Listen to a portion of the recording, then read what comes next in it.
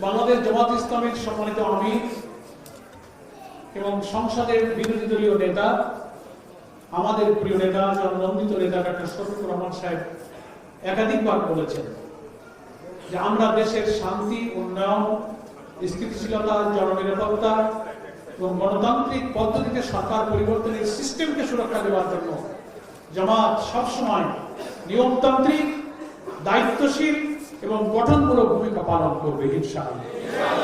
আমরা কোনো অনিয়মতান্ত্রিক, হটকারী পদ্ধতিতে, সহিংসতা, চরমপন্থার কোন পথকে ইসলামী পথ বলে মনে করি না। আমরা মনে করি দেশের জনগণ বিগত নির্বাচনে যেভাবে দাঁড়িপাল্লার পক্ষে গণজোয়ার তৈরি করেছিল, আমরাই শুধু বিস্মিত হয়নি, দেশের মানুষ বিস্মিত হয়েছে, মিডিয়া বিস্মিত হয়েছে, আমাদের যারা শত্রুতা করেছে তারাও আজকে বিস্মিত। জামাত ইসলামীকে জনগণ এত ভোট দিল। নির্বাচনের দুদিন আগের থেকে রাজধানী ত্যাগ করে যারা ছুটি নিয়ে যার যার জেলায় গন্তব্যে যাচ্ছিল, ট্রেনের ছাদে, লঞ্চে, নৌকায়, বাসে, কি অভূতপূর্ব দৃশ্য যা বাংলাদেশে কোন নির্বাচন পূর্ব সময় পরিস্থিতি কেউ দেখেনি। দাঁড়িপাল্লার স্লোগানে মুখরিত করে তারা রাজধানী ঢাকা ত্যাগ করেছে নিজের গন্তব্যে যাওয়া। আর ভোট কেন্দ্রগুলোতে অন্তত ভোটাররা শান্তিপূর্ণভাবে, ওভারঅল বড় ধরনের ঘটনা ছাড়া যেভাবে ভোটারের উপস্থিতি এবং দাঁড়িপাল্লার পক্ষে রায় আমরা দেখতে পাচ্ছিলাম। ভোট গণনা শুরু হলো, সারা দেশ থেকে ফলাফলে একের পর এক আমাদের আসনগুলোতে বিজয়ের খবর আসতে থাকলো। সব আপনারা জানেন, রাত 9টার পরে রহস্যজনক ভাবে মিডিয়াতে সেই ফলাফল বন্ধ করে দেওয়া। আমরা মনে করি ভোটাররা সুষ্ঠুভাবে ভোট দিতে পারলেও অন্যবারের মতো ভোট কেন্দ্রে যেতে বাধা দেওয়া, সহিংসতা, বড় ঘটনা না ঘটলেও নির্বাচনের পরে নির্বাচনের ভোট গণনা, রেজাল্ট তৈরি করা, রেজাল্ট ঘোষণার মধ্যে ইঞ্জিনিয়ারিং করা হয়েছে। আমরা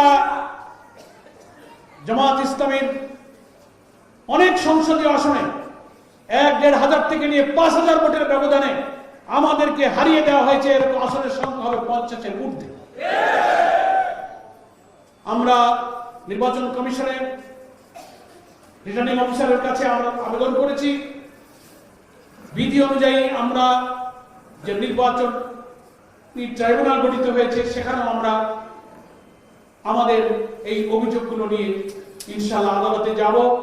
আমরা সেই সব আসনের ভোটের পুনর্গণনা, যে অনিয়ম, যে ইঞ্জিনিয়ারিং গুলো হয়েছে সেগুলোর নিরপেক্ষ তদন্ত করে ইনসাফপূর্ণ একটা সমাধানের জন্য আমরা আদালতে স্বর্ণাপন্ন হব ইনশাআল্লাহ। চিজি আইসক্রিমের সাথে ভেলভেটি কেকের মিশ্রণে পোলার রেড ভেলভেট আইসক্রিম। মন ভালো থাক। এজেন্টদেরকে বের করে দেওয়া হয়েছে। এজেন্টরা ভোট গণনা শেষ হওয়ার আগেই প্রিজাইডিং অফিসাররা অনেক এজেন্টের কাছ থেকে আগেই কাগজে স্বাক্ষর করে নিয়েছে। আমাদেরকে তারা এসে বলেছে অনেক ব্যস্ত হয়ে যাবো, শেষ বেলায় সময় হবে না, আপনারা আগে স্বাক্ষর করে দেবেন। অথচ এটার কোনো সুযোগ প্রিজাইডিং অফিসারের নাই। এই জন্য সন্দেহ জাগে যে রেজাল্ট শিটে ঘষা মাজা করে, কাটাছেড়া করে ফলাফলকে বিভিন্ন জায়গায় ইঞ্জিনিয়ারিং করা হতে পারে, এই সংশয় আমাদের মধ্যে তৈরি হয়েছে। ইলেকশন কমিশনকে এটা দূর করতে হবে। যে সমস্ত আসন থেকে লিখিত অভিযোগ আমরা ইলেকশন কমিশনে দিয়েছি সেটা তদন্ত করা, সেই ব্যালটগুলোকে হেফাজত করে পুনর্গণনা করে জাতির সামনে এই সত্যকে উন্মোচন করা উচিত। নেক্সট কথা হলো আমরা আমাদের আমিরে জামাতের নেতৃত্বে একটা বিরাট সংসদীয় বিরোধী দল সংসদে দায়িত্বশীল ভূমিকা পালনের জন্য আমরা প্রতিশ্রুতি ব্যক্ত করেছি এবং আমাদের নির্বাচিত দলের এবং 11 দলীয় নির্বাচনী ঐক্যের যারা সংসদ সদস্য সম্মিলিতভাবে পার্লামেন্টে আমরা সেই দায়িত্বশীল বিরোধী দলের ভূমিকা ইনশাআল্লাহ পালন করব ইনশাআল্লাহ। তবে নির্বাচনের পরে আমরা যেটা আশা করেছিলাম, নতুন গঠিত রাজনৈতিক এই সরকার নির্বাচনের পরে আমাদের নির্বাচনী এলাকাগুলোতে যেখানে বর্তমান সরকারি দলের লোকেরা বিজয়ী হয়েছে, প্রতিদ্বন্দ্বী প্রার্থীরা যেখানে পরাজিত সেখানেও অনেক সহিংসতা হয়েছে, মারামারি হয়েছে, হামলা হয়েছে, বাড়ি ঘরে আগুন দেওয়া হয়েছে। নির্বাচনের আগেও আমাদের বিভিন্ন জায়গায় হামলা আক্রমণ করে লোকদেরকে হত্যা করা হয়েছে।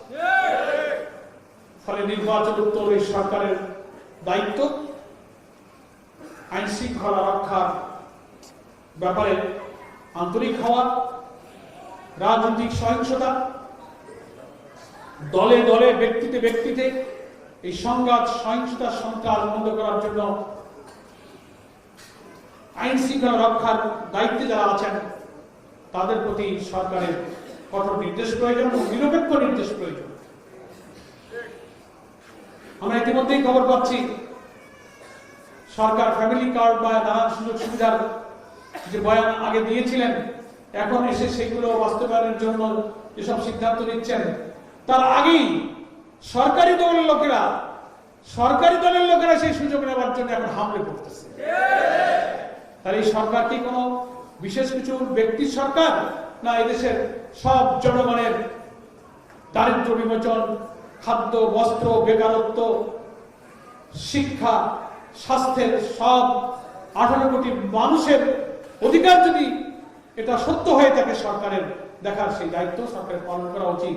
যে সরকারের টাকায়, জনগণের খাজনা ট্যাক্সের টাকায় দেওয়া সরকারের সমস্ত প্রিভিলেজ এবং সুযোগগুলো যদি একটা দলের লোকেরা গ্রহণ করে, তাহলে আগের কর্তৃত্ববাদী দলবাজ দুর্নীতিবাজ সরকারের পরিণতি থেকে আমি তাদেরকে এক্ষুনি শিক্ষা নেওয়ার জন্য অনুরোধ জানাই।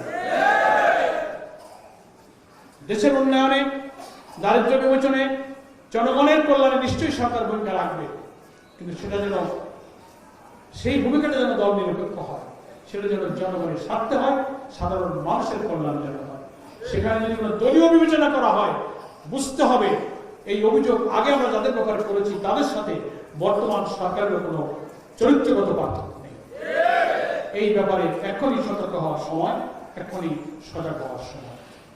এই জন্য নির্বাচনোত্তর সব ধরনের সহিংসতা, হুমকি, মামলা, হামলা বিভিন্ন জায়গায় হচ্ছে, এটাকে বন্ধ করা, সরকারের সকল সুযোগ সুবিধা, নির্বাচনোত্তর পরবর্তী সরকারের প্রথম দিকের অনেক কর্মসূচি ঘোষিত হচ্ছে। সাধারণ দরিদ্র জনগোষ্ঠীর কাছে নির্বাচনে আমরা যারা মানুষের কাছে গিয়েছি, সবাই আমরা দেশের মানুষের ভাগ্যের উন্নয়নের জন্য আমরা we all R committed to the people, আমরা সবাই প্রতিশ্রুতিবদ্ধ ছিলাম। ফলে সরকারকে এই দায়িত্বটা নিরপেক্ষভাবে পালন করতে হবে। সেক্ষেত্রে বিরোধী দল হিসেবে আমরা সব ধরনের সহযোগিতা, সংসদীয় রীতিনীতিতে আমরা প্রস্তুত আছি। আমরা বিরোধী দল হিসেবে ভালো কাজে আমরা সরকারকে সাহায্য করব, কিন্তু অন্যায় জুলুমের ব্যাপারে আমরা তীব্র বিরোধিতা করব। আমাদের আমির জামাত সে কথাই বলেছেন, তাআওয়ানু আলাল বিররি ওয়াত তাকওয়া ওয়ালা তাআওয়ানু আলাল ইসমি ওয়াল উদওয়ান। তোমরা ভালো কাজে, নেকির কাজে সাহায্য করো, কিন্তু মন্দ কাজে তোমরা বাধা দাও, প্রতিবাদ করো। আমরা এই নীতিতে পার্লামেন্টে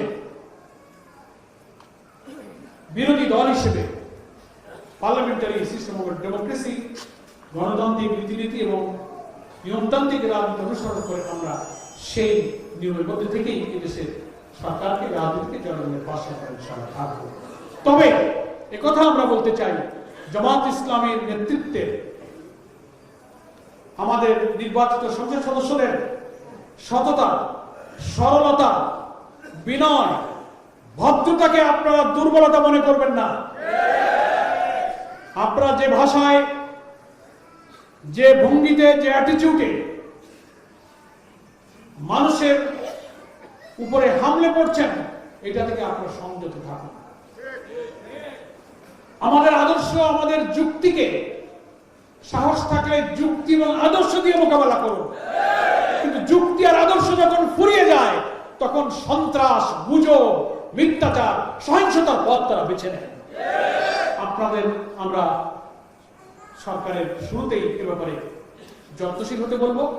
আপনারা আমাদের আদর্শের মোকাবেলা আদর্শ দিয়ে করুন, চরিত্রের মোকাবেলা চরিত্র দিয়ে করুন, নৈতিকতার মোকাবেলা নৈতিক দিয়ে করুন, যুক্তির মোকাবেলা যুক্তি দিয়ে করুন, কিন্তু সন্ত্রাস দিয়ে, সহিংসতা দিয়ে আমাদের আদর্শবান, চরিত্রবান, নৈতিক দিক থেকে কম্পারেটিভলি বেটার আমাদের যারা পার্লামেন্টেরিয়ান, তাদের মোকাবেলায় সহিংসতার পথ যেন কোনো জায়গায় আপনারা বেছে না নেন, এটাও আমরা সরকারের শুরুতেই সরকারের কাছে আমরা অনুরোধ জানাই।